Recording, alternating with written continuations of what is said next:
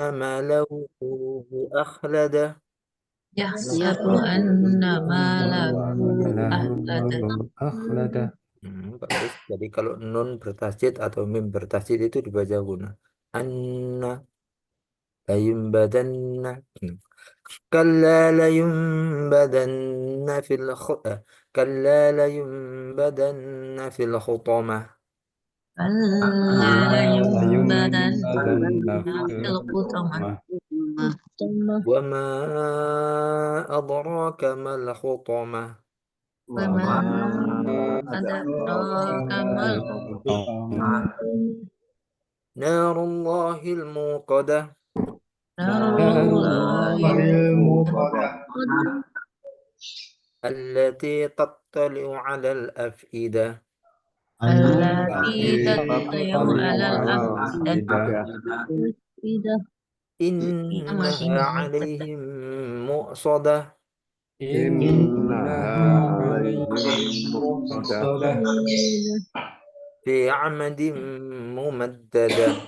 Fi amatin ممددة. Kalau dalam qiraah Waras, allati tattalu ala laf'idah. Inna alaihim musada fi amadim mumaddadah. Ada yang baca fi amudim mumaddadah. Surat ini berkenaan dengan Walid bin Mughirah yang suka mencelah Nabi dan suka mengadu domba. Ada juga yang mengatakan surat ini berkenaan dengan eh, orang lain, bukan Walid bin Mughirah, berkenaan dengan Quraisy. Tapi kita ngelihat jadi yang diambil adalah umumul lafzi, bukan khususus sabab. Jadi walaupun surat ini asbabun nuzulnya berkenaan dengan Walid bin Mughirah, tapi surat ini bukan diperuntukkan untuk dia, tapi diperuntukkan oleh seluruh umat Islam. Celakalah setiap pengumpat lagi pencela yang mengumpulkan harta dan menghitung-hitungnya. Surat apa Dia itu? manusia mengira bahwa hartanya dapat mengekalkannya. Kalah, sekali-kali tidak, pasti dia akan dilemparkan ke dalam neraka Hutomah. Tahukah kamu apakah itu neraka Hutomah? Ia adalah api atau azab yang dinyalakan, yang membakar naik sampai ke hati. Sesungguhnya dia, api itu tertutup rapat sebagai hukuman atas mereka. Sedangkan mereka diikat pada tiang-tiang yang panjang. Wailun, wailun itu celaka. Likuli setiap yang, apa? Yang humaza dan lumaza. Jadi ada apa itu lamzun, apa itu hamzun, apa itu lamzun. Jadi, hamzun, humaza adalah mengumpat dengan bentuk perbuatan.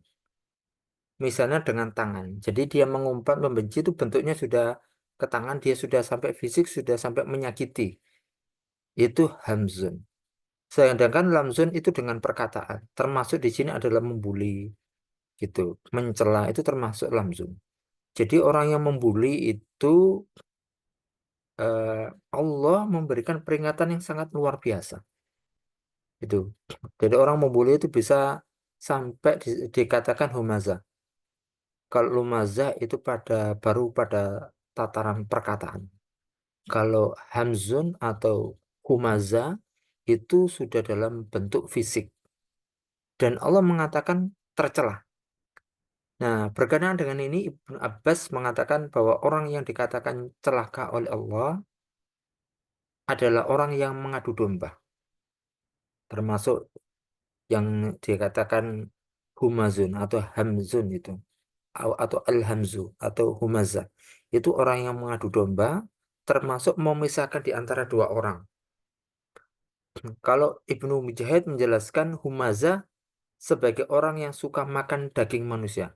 Jadi ada orang suka makan daging manusia.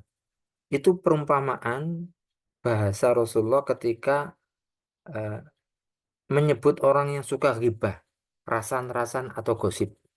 Jadi orang suka rasan-rasan atau gosip itu kata Rasulullah tuh yakullah ma'akhihi, memakan daging manusia. Kayak gitu. Itu kata Rasulullah. Sedangkan lumaza menurut Mujahid adalah orang yang suka menusuk, mencela atau menyakiti. Gitu, lumaza. Tapi dalam riwayat yang lainnya kebalikannya, Ibnu Majid mengatakan humaza itu orang yang suka menyakiti, bentuknya fisik sudah. Lumaza itu dalam bentuk perkataan. Nah, termasuk kategori di sini adalah bullying.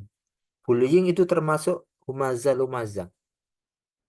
Gitu. Jadi Allah mencela dan Allah mempersiapkan neraka khusus orang yang suka mencela, suka bullying, suka mengadu domba, suka memfitnah, suka gosip itu khusus nerakanya Allah mempersiapkan namanya khutama. Ulama berbeda pendapat mengenai humazah dan lumazah. Namun dapat ditarik kesimpulan lumazah dan humazah ini adalah menjelekkan seseorang. Apakah menjelekkan itu dari belakang lewat gosip itu, lewat gosip, eh, omong-omongan untuk menghina maupun nyata di hadapan mencela.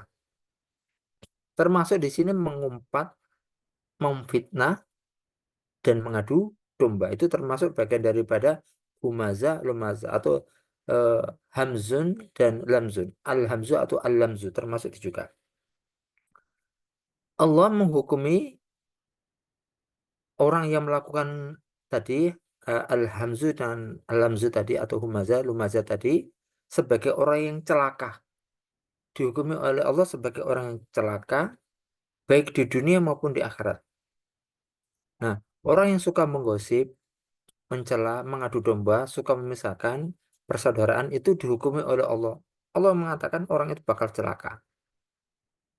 Makanya orang yang menggosip itu oleh Rasulullah dianggap sebagai orang yang suka makan daging manusia. Gosip itu apa? Ghibah, ghibtah. Jadi menggosip adalah membicarakan orang lain tentang sesuatu yang tidak disukai orang tersebut. Apakah berupa aib, dosa, kekurangan, dan lain sebagainya. Walaupun nyata, walaupun orang itu memang pelaku dosa, walaupun orang itu pernah berbuat aib, walaupun itu nyata orang itu punya kekurangan gitu loh. Kalau nyata itu disebut dengan gosip. Kalau tidak nyata itu disebut dengan fitnah. Nah, kita kadang-kadang salah paham. Jadi kok ngomong ini, memang faktanya demikian. Nah, justru fakta itulah kita menyebutnya dengan sebutan gosip.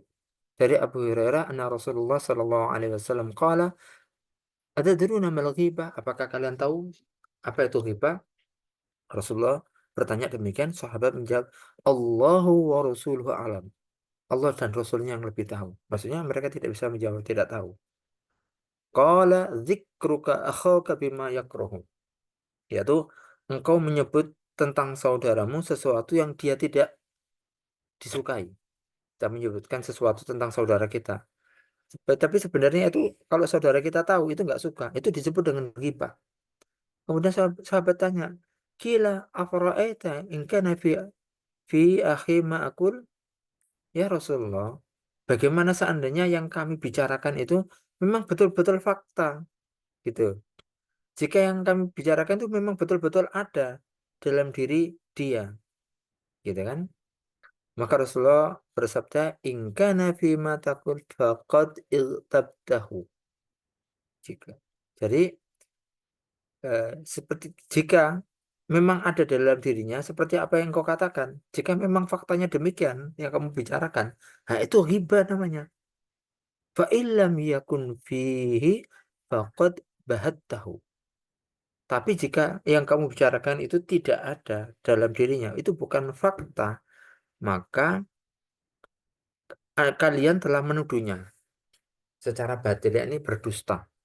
Jadi kadang-kadang kita tidak merasa ghibah, kita hanya membicarakan.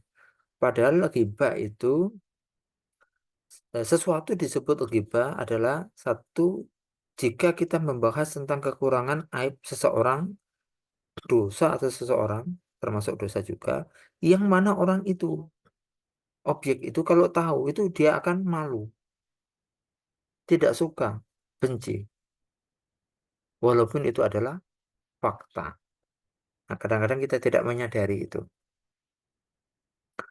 Allah memberikan ancaman bagi orang yang suka gosip. Qala Rasulullah sallallahu alaihi wasallam, "Lamma urija bi marartu biqaumin lahum adfarun min nuhasin. Jadi Rasulullah Shallallahu Alaihi Wasallam ketika dinaikkan ke langit Mi'raj, jadi Isra Mi'raj, Isra itu perjalanan Rasulullah dari Mekah menuju Baitul Maqdis, Baitul Aqsa, Palestina. Dari Aqsa itu, Palestina itu Rasulullah naik ke atas. Nah, naik ke atas itu ke langit itu disebut dengan Mi'raj. Nah, dalam perjalanan Mi'rajnya Rasulullah Shallallahu Alaihi Wasallam itu Rasulullah diperlihatkan beberapa itu siksaan penduduk neraka. Rasul juga diperlihatkan surga juga. Salah satu yang dinampakkan oleh Rasulullah Shallallahu Alaihi Wasallam adalah ada suatu kaum yang mereka itu punya kuku. Kukunya itu terbuat dari tembaga. Kalau kuku dari tembaga kan pasti kuat gitu kan. Tapi anehnya, yahmushuhu ya yahmushuna wujuhahum wa sudurahum. Ya, kukunya tadi yang dari tembaga yang tajam tadi itu digunakan untuk mencakar mukanya, wujuhahum. Mukanya tuh dicakari, sampai berdarah gitu. Dan dadanya tuh dicakarin sampai sampai berdarah semuanya tubuhnya itu dicakarin kayak gitu. Kukunya tajam. Jadi kukunya bukan cuma kuku dari kita. Kita bayangkan kuku kita kalau tajam buat nyakar itu berdarah. Ya, apalagi ini dari tembaga. Fakultu man haula ya Jibril. Kemudian Rasul bertanya, wahai Jibril, itu siapa? Kemudian Jibril menjawab, qala haula alladziina ya'kuluna luhuman nasi wa yaqa'una fi a'radihim. Jibril menjawab, mereka adalah orang-orang yang memakan daging manusia. Bahasa dari memakan daging manusia, ya'kul luhuman nas ini adalah orang yang suka ghibah. Ghibah itu memakan seperti memakan daging manusia. Kayak kita kan nggak mungkin mau ya makan daging kawan kita. Kita nggak mungkin, nggak akan kolu. Jadi orang yang ghibah itu sama dengan memakan daging kawannya. Dan orang yang merusak kehormatan. Jadi orang yang merusak kehormatan manusia, bentuknya apapun. Gosip, menjatuhkan, mencelang, fitnah, atau orang yang ghibah, itu dia nanti kukunya dikasih tembaga dan dia akan mencakar tubuhnya. Gitu. Bapak Ibu yang dirahmati oleh Allah, saat ini eh, gosip itu sebagai sebuah hiburan. Kita bayangkan ya, perbuatan dosa itu di framingnya sekian, dibuat seolah-olah itu sebagai suatu entertain. Jadi seolah entertainment itu seolah itu adalah sebuah hiburan. Gosip itu bentuknya apapun, yang namanya gosip ya dosa. Babi itu mau dikecapin, mau disate, mau direndang, mau disoto ya tetap haram. Gosip itu mau diolah apapun yang namanya gosip ya tetap haram.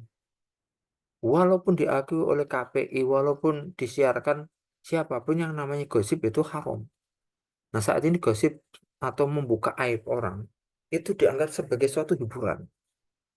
Bahkan beberapa orang itu menjadikan ajang buka aib itu sebagai cara pintas untuk terkenal. Ada orang itu, naudzubillah.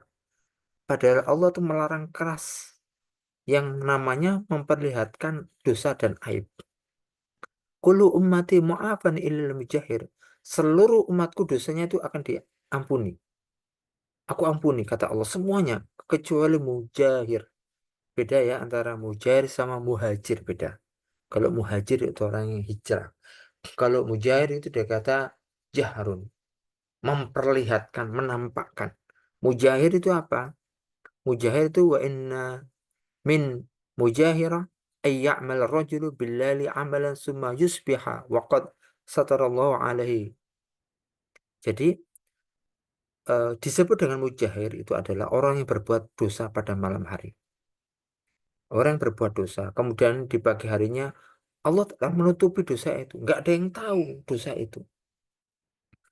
Kemudian dia berkata, ya fulan, amiltul bariha kada wa kada. Waqad bata yasturuhu rabbuhu. Wa yusbihu yakshifu sitrallahu anhu. Hei fulan, dia bercerita. bentuknya apapun, ceritanya apakah di video, narasinya atau bentuknya apapun, aku telah melakukan dosa ini.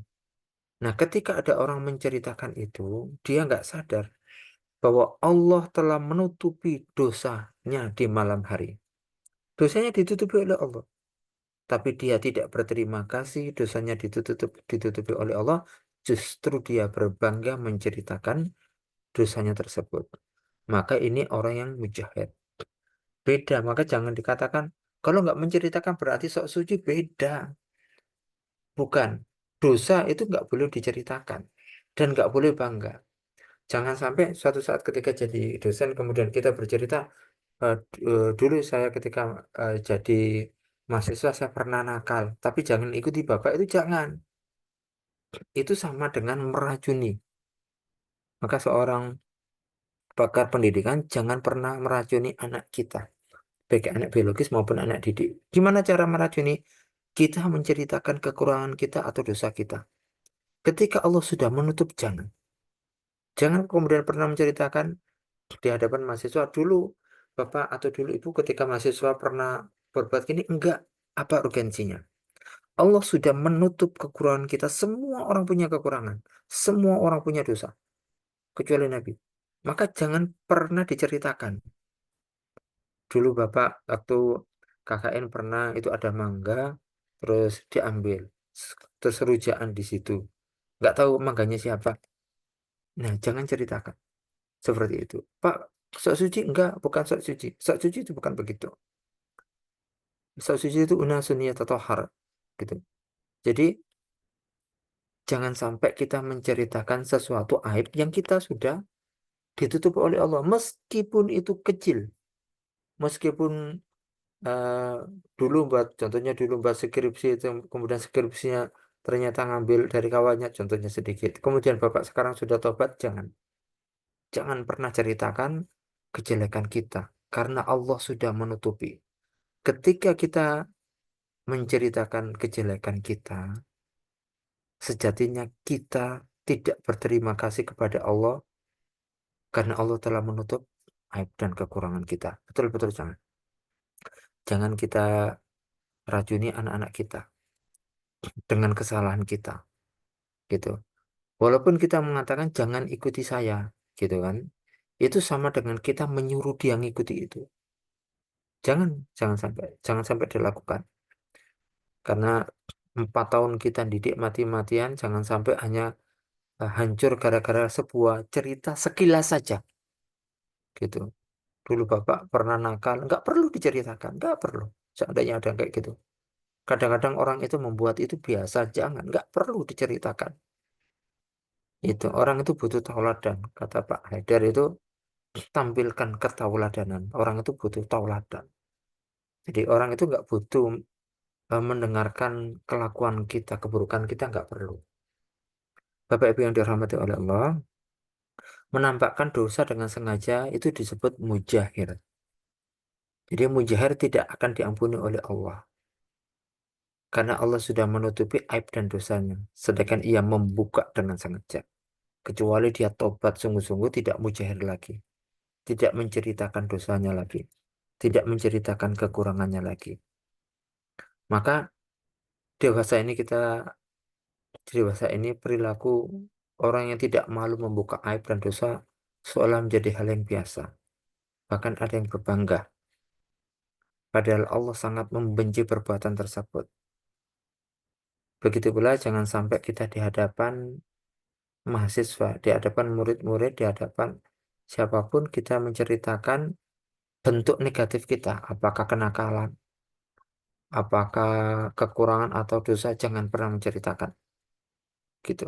Karena Allah melarang mujahid. Gitu.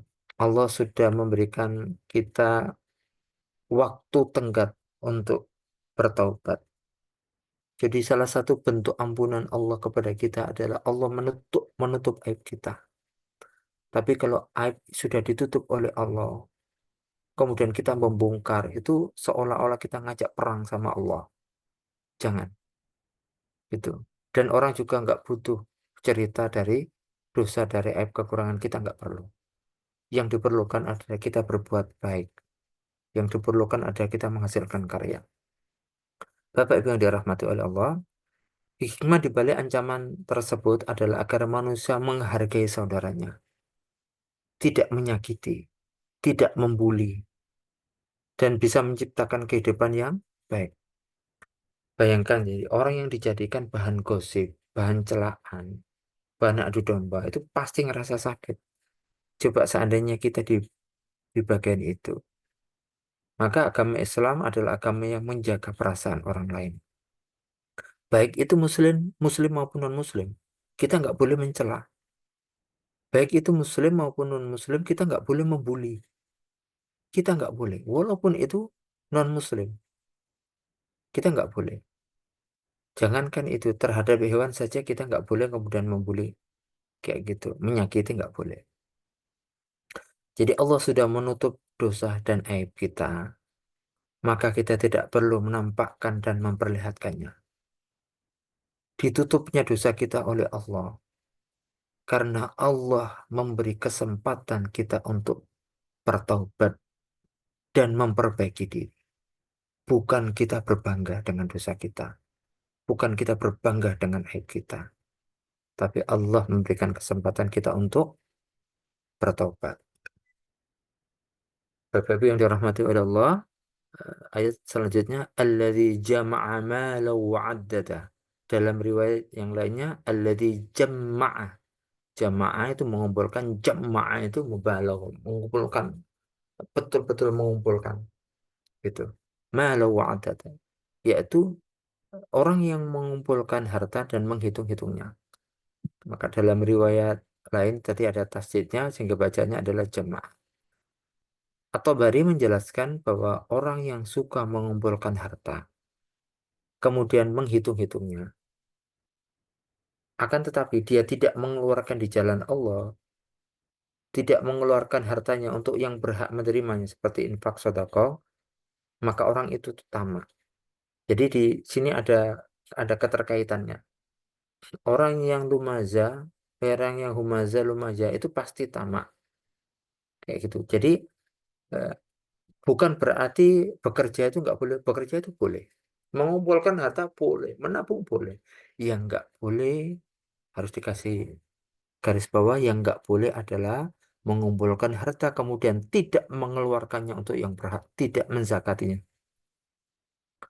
Kemudian tidak menginfakkannya. Mungkin zakat fitrah mungkin kita sudah paham. Ada yang kadang-kadang orang itu awam itu tidak paham. Itu adalah zakat mal. Zakat mal ini di bab fikih sudah pernah dibahas ini. Zakat mal itu hati-hati. Orang kalau penghasilannya sudah sampai nisabnya, kemudian tidak zakat mal itu hati-hati. Banyak orang yang nggak sadar dengan zakat mal. Zakat fitrah biasanya sadar, tapi zakat mal itu nggak sadar orang-orang kadang-kadang. Mungkin kadang-kadang lupa atau belum tahu atau bagaimana gitu. Maka jangan sampai kita bekerja, tapi melupakan kewajiban kita sholat. Dan melupakan kewajiban kita untuk zakat, sedekah, infak, wakaf, dan lain sebagainya. Maka seorang ulama memberikan sebuah gambaran orang siang hari bekerja tanpa sholat, tanpa memperdulikan halal haram. Malam harinya bagaikan mayat hidup, tidak ingat Allah. Nah itu kata ulama mengartikan humaza lumaza. Alladzi jama'a malan wa 'addada. Dia malam hari seperti mayat yang nggak ingat Allah, nggak ingat sholat, nggak ingat kebaikan, nggak ingat zakat. Maka janganlah sampai kita bekerja tapi melupakan kewajiban kita sholat. Gitu gitu syai' la yu'ti. Orang yang kehilangan sesuatu, maka dia tidak akan memberikan. Saya kehilangan sandal, ada orang pinjam sandal. Ya nggak mungkin saya bisa minjemin karena sandal saya sudah hilang. Kalau ada orang akhlaknya nggak ada, nggak mungkin dia kemudian bisa menjadi sebuah uswah, sebuah contoh. Karena dia sendiri nggak punya akhlak. Maka kenapa orang yang suka humaza dan lumaza itu kok disifati dengan orang yang suka mengumpulkan harta? Tadi kan wailul likulli humazatil lumaza. Orang yang suka lumaza, menyakiti, menggosip, memaki, menghina, menyakiti. Itu kenapa kok disifati dengan jamaah malawadada, disifati dengan orang yang suka mengumpulkan harta.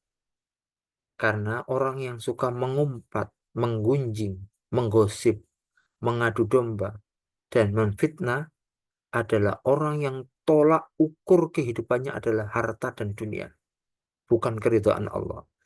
Orang kalau keridhaannya karena Allah, kawannya naik jabatan, kawannya dapat rezeki pengadilan, atau kawannya dapat apa, itu dia senang berbahagia, kepengen ketularan. Karena dia tahu rezekinya itu dari Allah, karena dia tahu rezekinya tidak akan tertukar. Tapi orang yang hidupnya itu karena dunia, ketika kawannya mendapatkan rezeki, dia sakit hati. Dapat mobil baru sakit hati, kawannya dapat rumah sakit hati. Karena apa? Karena yang ada dalam otaknya hitung-hitungnya adalah jam'a mala wa'adada, mengumpulkan harta dan menghitung-hitungnya. Bukan keridhaan Allah yang diambil. Bukan keridhaan Allah yang jadi tolak pikirannya. Maka orang tersebut yang humazah lumazah itu bukan akhirat yang menjadi tolak ukuran pikirannya. Jadi maka disebutkan jam'a atau menghitung-hitung harta karena tolak ukur mereka hanya harta.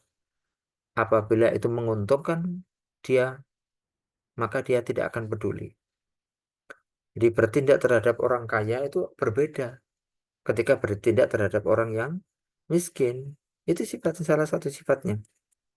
Begitu santun terhadap orang kaya yang berkedudukan tapi acuh dan menindas terhadap orang miskin. Kenapa? Ya karena perilaku tersebut telah ukurnya adalah harta dunia, bukan ridha Allah.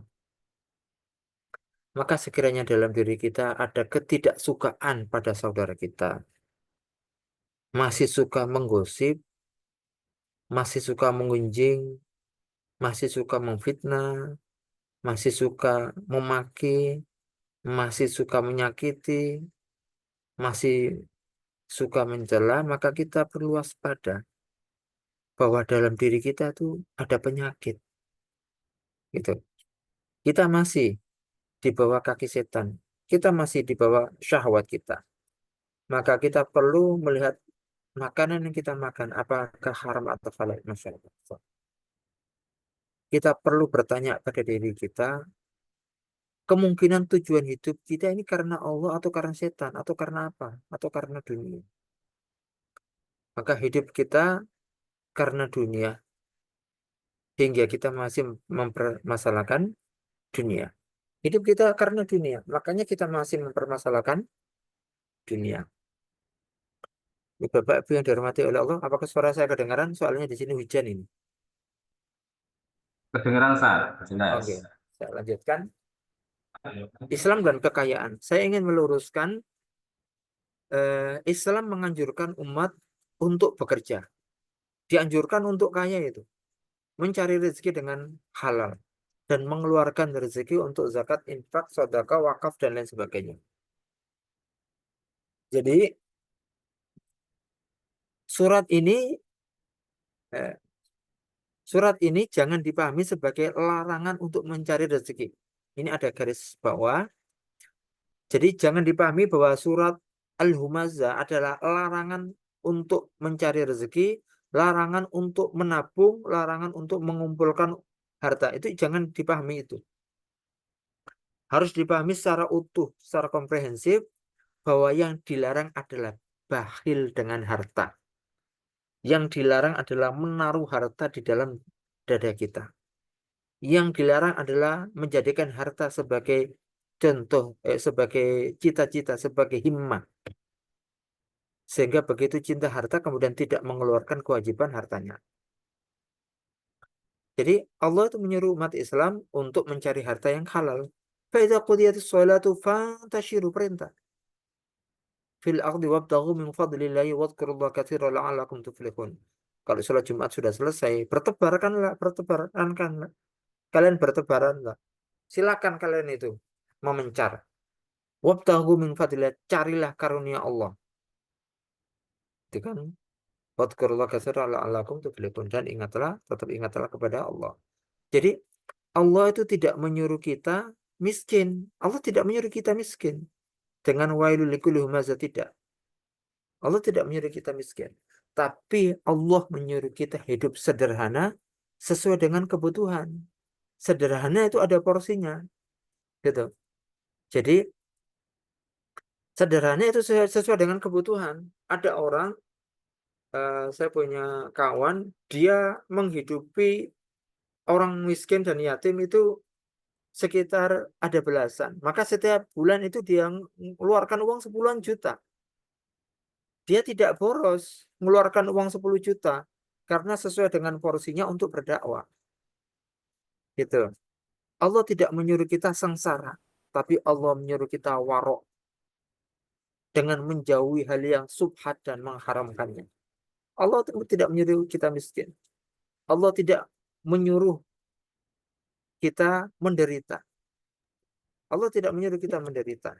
Tapi Allah menyuruh kita hidup zuhud dengan menjadikan akhirat sebagai tujuan. Zuhud itu tidak harus miskin. Zuhud tidak harus sengsara. Karena zuhud adalah menjadikan Allah sebagai tujuan, bukan harta dunia. Gitu. Utsman bin Affan itu lebih zuhud dibandingkan dengan kita. Gitu. Utsman bin Affan itu lebih zuhud dibandingkan kita. Seandainya Utsman hidup zaman sekarang, itu UMS itu bisa kebeli dengan Utsman bin Affan. Jadi jangankan itu, seluruh kota itu mungkin Makkah itu bisa dibeli sama Utsman bin Affan. Tapi hidupnya lebih zuhud dibandingkan kita. Ada orang yang miskin itu memang dia zuhud, dan ada yang memang orang miskin dia bukan zuhud tapi karena keterpaksaan. Tapi yang paling tidak mengenakan adalah sudah tidak punya dan tidak zuhud. Itu repot. Zuhud adalah menjadikan Allah sebagai tujuan, bukan harta dunia. Miskin dan kaya itu bukan patokan zuhud. Bisa jadi orang miskin, tapi dia tidak zuhud karena tujuan hidupnya adalah harta, bukan Allah. Kiai Haji Ahmad Dahlan itu kalau sekarang itu mungkin termasuk katakanlah orang kaya itu beliau. Tapi kekayaannya itu digunakan untuk berjuang di jalan Allah. Zuhud beliau. Dan zuhud yang seperti ini jauh lebih baik daripada cuman hanya mengisi kehidupannya untuk dirinya sendiri. Ada orang kehidupannya cuman sholat, ibadah di dalam masjid saja, kemudian nggak bermanfaat bagi yang lainnya. Itu bagus. Tapi lebih bagus lagi adalah dia soleh seperti itu, tapi bermanfaat bagi orang lain. Jadi jangan digambarkan zuhud itu pakaiannya itu harus bolong-bolong, miskin, tidak. Maka saya berani mengatakan Utsman bin Affan itu lebih zuhud dibandingkan kita, tapi beliau lebih kaya dibandingkan kita. Imam Malik itu siapa yang nggak tahu? Mazhab Maliki, imamnya mazhab Maliki. Itu zuhudnya luar biasa. Tapi kayanya minta ampun, Imam Malik itu. Maka zuhud tidak harus miskin. Warok tidak harus kaya. Karena Imam Malik membiayai muridnya untuk belajar. Kayanya minta ampun. Padahal dia adalah orang yang paling zuhud dan paling warok di zamannya. Dan dia termasuk salah satu orang yang paling kaya di zamannya. Utsman bin Affan orang yang termasuk salah satu orang yang paling kaya di zamannya. Dan beliau termasuk salah satu orang yang paling zuhud. Gitu. Jadi orang Islam seyogyanya kaya. Seyogyanya orang Islam itu kaya. Dan kekayaan itu untuk berdakwah dan berjuang. Nah, itulah kaya yang diridhoi oleh Allah. Itulah kaya yang berkah. Gitu. Bapak Ibu yang dirahmati oleh Allah, kita melanjutkan. Yahsabu anna malahu ahlada, ada yang baca yahsabu, ada yang baca yahsibu. Jadi manusia mengira bahwa hartanya dapat mengekalkannya. Jadi manusia, orang yang punya sifat bakhil tadi,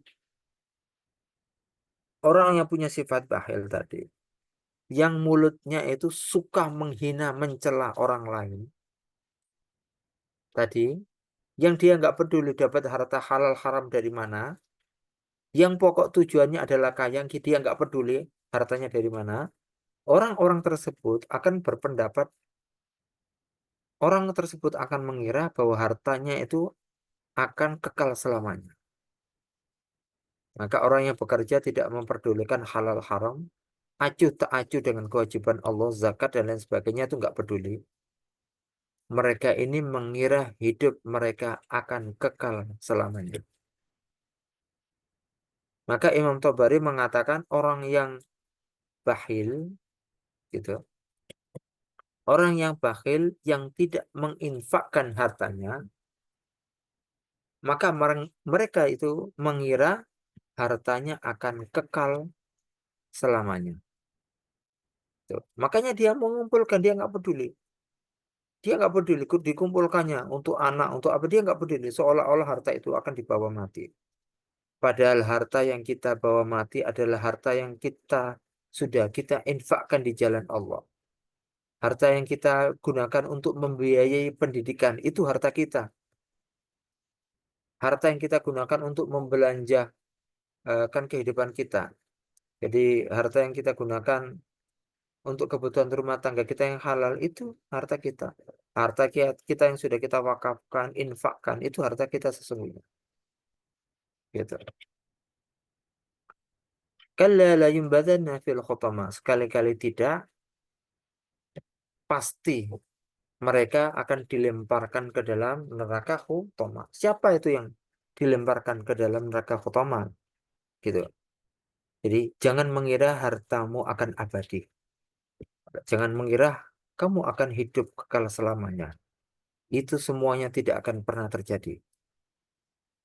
Kamu akan dilemparkan ke dalam neraka khutama. Siapa yang dilemparkan ke dalam neraka khutama? Hasan al-Basri membaca dengan qiraat la yumbadanna fil khutama. La yumbadanni fil khutama. Kenapa membaca dengan demikian? Karena beliau eh, beranggapan bahwa khutama itu diperuntukkan, neraka khutama itu diperuntukkan bagi lumaza humaza beserta hartanya. Jadi orang yang menghina, suka gosip, menghardik, memfitnah, itu orang yang suka termasuk bullying, itu dia beserta harta-hartanya itu akan dimasukkan ke dalam neraka. Maka ini nasihat bagi kita semuanya. Mari kita lihat diri kita, jangan sampai kita termasuk orang yang suka memfitnah, mencaci, ghibah, gosip, mengadu domba dan lain sebagainya. Karena Allah akan memasukkan orang yang demikian ke neraka khutbah, kayak gitu. Bagaimana kalau di TV ada acara ghibah, ya udah nggak usah ngelihat. Meskipun acara ini sudah lolos sensor, meskipun acara ini dilihat oleh miliaran manusia, kalau haram tetap haram. Dalam Islam itu, walaupun khamr itu diminum oleh seluruh penduduk dunia, itu dia tidak akan merubah keharaman dia menjadi halal. Walaupun gosip ini sudah menjadi budaya, sudah menjadi sebuah entertainment, tapi kalau dia menyangkut aib dosa seseorang, kekurangan seseorang, maka hukumnya tetap dosa. Wa ma adraka mal khutamah narullahil muqadah allati tattali'u 'alal af'idah innaha 'alaihim muqsadah fi 'amadin mumaddadah. Tahukah kamu apakah neraka khutamah itu? Jadi neraka khutamah adalah azab. Dia adalah neraka api yang dinyalakan, yang membakar sampai ke hati manusia, sampai ke jantung manusia. Sesungguhnya api itu tertutup rapat sebagai hukuman atas mereka. Sedangkan mereka diikat pada tiang-tiang yang panjang.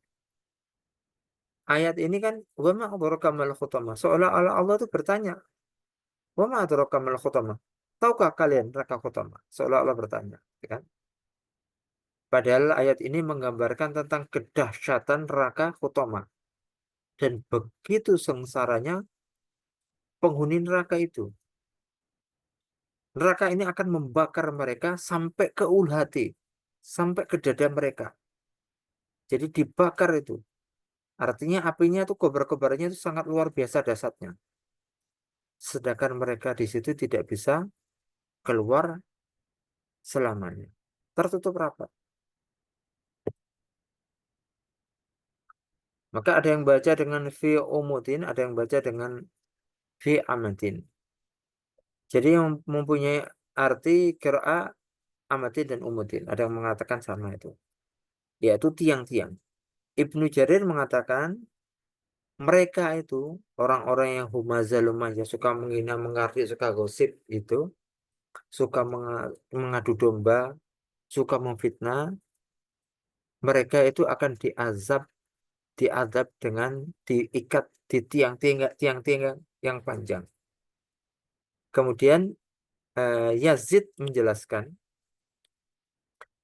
bahwa tiang-tiang itu dari besi yang dirantai. Kalau Ibnu Jarir At-Tabari menjelaskan orang-orang itu akan diazab di tiang-tiang. Tapi Yazid menjelaskan bahwa lebih detail lagi kalau ini Yazid, orang-orang itu akan diazab.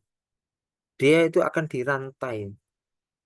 Tiangnya itu dari besi yang dibakar dia. Dari besi atau tembaga yang dibakar. Jadi tiangnya itu menyala. Tiang kalau nyala warnanya sangat-sangat panas itu kan merah kebiru-biruan kan ya. Jadi tiangnya itu terbakar oleh api. Sudah panasnya minta ampun. Nah, orang tersebut akan diikat di tiang tersebut. Dan kemudian dibakar. Yang bakarannya itu sampai melampaui orang tersebut. Apinya itu saking tingginya itu menyambar telinganya kayak gitu. Saking tingginya. Na'udzubillah min dzalik. Jadi hanya jangan sampai gara-gara lisan kita nggak selamat. Na'udzubillah. Menggunjing, menggosip, menghardik, memfitnah, mencela adalah perbuatan yang tidak baik. Tidak menghargai orang lain. Tidak memanusiakan manusia. Maka Allah memasukkan pelakunya ke dalam api neraka. Bapak Ibu yang dirahmati oleh Allah, maka hati-hati kita dalam mencari pertemanan, hati-hati anak-anak kita dalam bergaul. Jangan sampai pergaulan kita itu dengan orang yang mengajak kita ke neraka. Jadi ini nasihat bagi kita semuanya, terutama kepada saya, bahwa kalau kita tidak bisa menjaga lisan kita, maka kita akan celaka. Terus caranya bagaimana agar kita tidak demikian? Caranya adalah kita menjadikan Allah sebagai tujuan kita. Orang kalau tujuannya Allah, dia nggak akan sakit hati. Saudaranya dapat nikmat, dia senang aja. Kenapa? Allah itu nggak mungkin salah alamat ngasih rezeki. Kita nggak akan pernah sakit hati kalau kawan kita dapat rezeki. Kenapa sakit hati? Kalau kita tujuan kita karena Allah. Tapi kalau kita masih sakit hati ada kawan dapat rezeki, mungkin penelitiannya tembus, mungkin gajinya naik. Kalau kita masih ada sakit hati, ketahuilah bahwa tujuan kita bukan karena Allah. Orang itu kalau tujuannya bukan karena Allah itu waja'alal faqra baina ainai. Matanya itu kayak kurang aja. Matanya itu melihat sesuatu kok kayak kurang. Oh, kapan bisa seperti itu? Kapan bisa seperti itu, Pak? Kapan bisa seperti itu? Jadi yang buat ukuran itu dunia terus. Jadi yang buat ukuran itu bukan ya oh, kapan bisa eh, bisa rajin jamaah seperti itu. Kapan bisa ngaji? Bukan itu ukurannya. Maka jangan sampai ukuran kita adalah ukuran dunia sehingga kita dijadikan oleh Allah orang yang miskin, orang yang fakir. Dan dunia tidak akan pernah datang kepada kita sekedar apa yang sudah jadi takdir kita. Gitu. Tapi kalau tujuan kita itu karena Allah, Allah akan menjadikan kita tuh tenang serba kecukupan. Gitu. Allah menjadikan kita tuh serba kecukupan. Gitu. Dan dunia akan datang kepada kita. Kalau tujuan kita karena Allah, kita akan tenang. Belum tentu. Orang yang kaya itu akan tenang, itu belum tentu. Belum tentu orang yang miskin itu dia akan sengsara, belum tentu. Itu belum tentu. Kemudian belum tentu juga orang yang kaya itu akan senang, atau belum tentu orang kaya akan sengsara juga belum tentu. Belum tentu orang miskin itu akan tenang juga belum tentu. Belum tentu orang miskin akan bahagia, belum tentu juga. Gitu. Belum tentu orang miskin kemudian akan bahagia atau akan sengsara juga belum tentu. Yang menjadikan bahagia dan sengsara itu adalah Allah. Kalau kita tujuannya karena Allah, gampang kita menyikapi kehidupan ini. Tuh. Demikian Bapak Ibu yang dirahmati oleh Allah, dari pembahasan ini, apakah ada pertanyaan, Pak? Ada Ustaz di chat. Saya bacakan ya Ustaz ya. Dari Bapak Wahyu Indradi, saya punya teman yang suka mengeluarkan kata-kata umpatan, tapi bukan mengumpat pada seseorang, tetapi lebih dari kebiasaan diri. Kalau mengomentari sesuatu itu dengan awal umpatan. Terus orang yang kesal sering mengumpat dengan kata-kata apa nih? F bintang-bintang K gitu lah. Pak mungkin. Apakah orang ini termasuk golongan yang dimaksud Ustaz? Matur nuwun. Jadi lumaza atau lamzun itu adalah termasuk segala sesuatu perkataan yang termasuk itu, termasuk umpatan kata-kata, kata-kata jelek, termasuk di dalamnya adalah misuh, misuh kata-kata kotor itu, termasuk juga kayak gitu. Jadi kata-kata kotor itu bentuknya kan banyak, menyakiti orang itu kata-katanya bentuknya kan banyak. Itu jangan. Loh, ada orang mungkin suatu tempat, suatu daerah yang sudah miso itu sudah menjadi suatu kebiasaan. Meskipun miso itu menjadi suatu kebiasaan, tidak akan pernah menjadikan yang namanya kata-kata kotor itu sesuatu hal yang baik. Gitu. Ada suatu daerah itu memang satu satu tempat, Pak, satu desa itu orang itu saya tahu nama desanya itu. Itu semuanya itu hampir pencuri. Dan mencuri itu biasa. Gitu. Viral ya. Jadi biasa itu. Itu tapi mencurinya di tempat yang lainnya. Walaupun kebiasaan itu terjadi, tidak akan pernah menjadikan itu adalah hal yang halal. Tetap.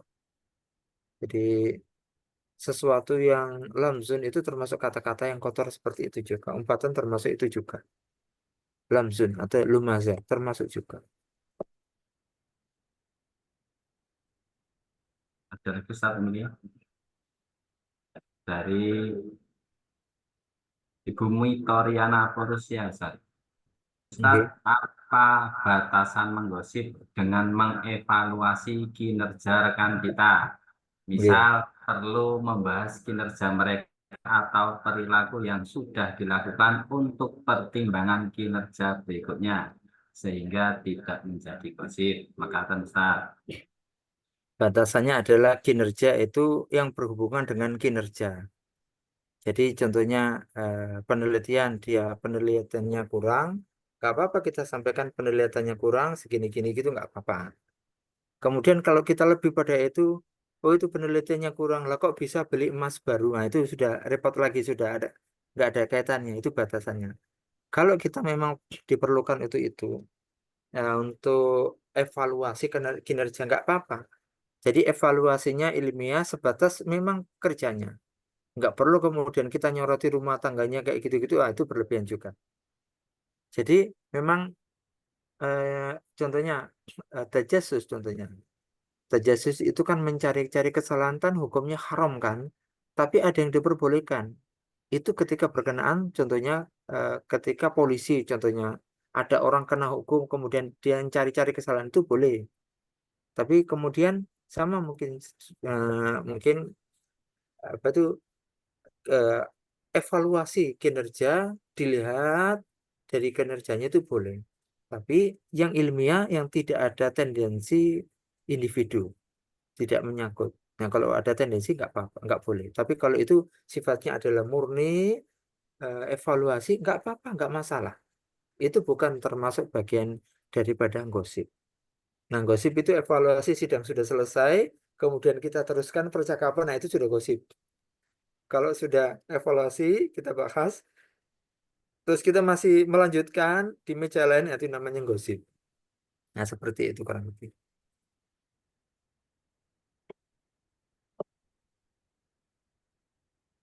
Ada lagi Bapak Ibu yang mau bertanya? Kalau belum, ini masih ada waktu 7 menit, saya yang bertanya, Ustaz. Oke, monggo. Eh, Berkaitan dengan apa, bangga dengan kesalahan yang kita lakukan atau tadi disebut mujahir gitu. Meja.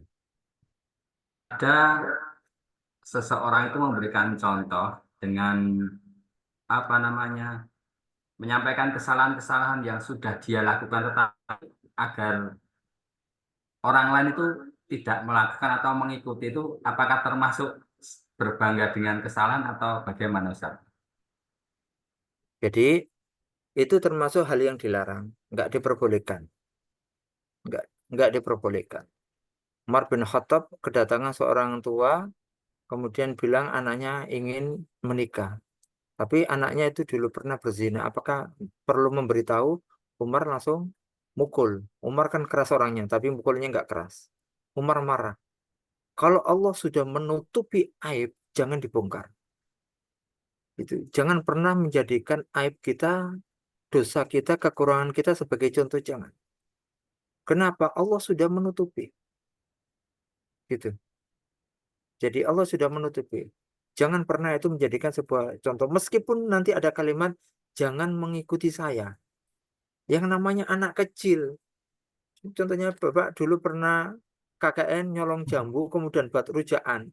Itu nanti kalau KKN, nanti nyari jambu itu. Kenapa? Teringat itu. Kadang-kadang makanya jangan sampai 4 tahun kita itu, kita didik itu, hilang gara-gara kita menceritakan kekurangan. Meskipun itu jadi contoh. Gitu. Meskipun itu jadi contoh. Maka jangan sampai kayak gitu. Jangan sampai kita menceritakan hal yang seperti itu. Al-Quran itu tidak pernah menghadirkan yang jelek gitu kan. Al-Quran itu selalu menghadirkan yang baik. Kayak gitu. Jangan sampai kita menceritakan tentang dosa, kekurangan kita, walaupun cuma sekedar contoh, jangan sampai. Gitu. Kalaupun itu sudah pernah terjadi, ya semoga Allah memaafkan. Mungkin kan niatnya untuk mendidik. Tapi untuk mendidik tidak harus menjadikan kita sebagai korban. Tidak harus menjadikan kita sebagai objek yang dulu pernah salah, tidak. Tidak seperti itu, tidak harus itu. Jadi kalau berhubungan dengan aib atau dosa nggak perlu untuk diceritakan, nggak perlu. Karena Allah sudah menutupi. Karena begitu Bapak Ibu yang dirahmati oleh Allah, orang Islam itu nanti itu ketika di hari akhirat itu dihisab. Itu ketika dia dihisab, itu hanya antara dia dan Allah, ditutupi, ada satang dia. Sedangkan orang fasik, orang berdosa, orang kafir itu dihisab, seluruh penduduk dunia dari Nabi Adam sampai orang terakhir tahu semua aib dan dosa kesalahan dia. Jadi imbasnya itu panjang. Maka orang Allah ketika menghisab orang yang beriman, itu cuman Allah dan dia yang tahu. Cuman Allah dan dia, ditutup, orang yang lainnya nggak tahu. Maka Allah berkata, kamu dulu pernah melakukan ini? Iya. Pernah melakukan ini? Orang itu jawab, iya. Kamu dulu pernah melakukan ini? Iya. Kamu dulu pernah melakukan ini? Orang itu sampai bilang kayak ini. Ini seolah-olah dosaku itu sudah sangat luar biasa banyaknya, seolah-olah tidak ada kesempatan aku untuk masuk surga. Kemudian terakhir Allah mengatakan, dulu dosamu kamu melakukan ini aku tutup, nggak ada yang tahu. Maka Allah mengatakan, sebagaimana dosamu dulu aku tutup, maka saat ini dosamu aku ampuni. Maka ditutupnya dosa oleh Allah, dosa kita oleh Allah, itu menandakan dosa kita diampuni oleh Allah. Itu implikasinya panjang. Kalau kita buka-buka terus, naudzubillah, jangan sampai nanti kita dihisab oleh Allah, seluruh penduduk dunia itu tahu dosa kita. Naudzubillah. Jadi implikasinya panjang nanti, berujung sampai di akhirat nanti. Jadi itu demikian Bapak Ibu yang dirahmati oleh Allah. Ini nggak ada kaitannya dengan sok suci atau tidak. Nggak. Kita tidak menceritakan dosa kita berarti kita sok suci, tidak. Nggak ada kaitannya. Tapi kita memang menghargai Allah yang Allah telah menghargai kita.